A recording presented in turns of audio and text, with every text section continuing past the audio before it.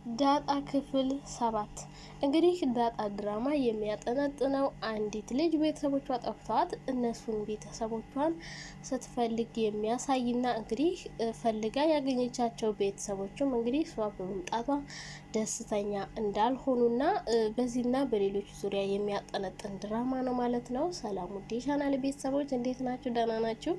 በጣም ደህና ነኝ፣ እግዚአብሔር ይመስገን።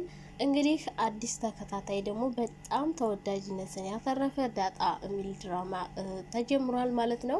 ከወደዳችሁት እንግዲህ እየገባችሁ ብታዩት በጣም ደስ ይለኛል። እኔ ግን በጣም ወድጀዋለሁ።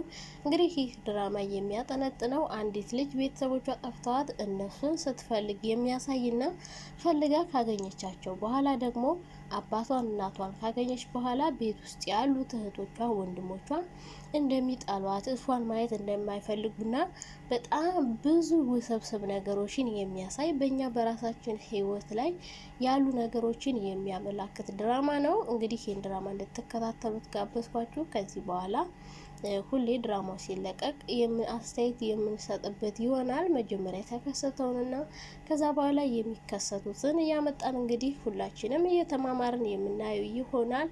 እስከዛው ድረስ ግን ባይ ባይ።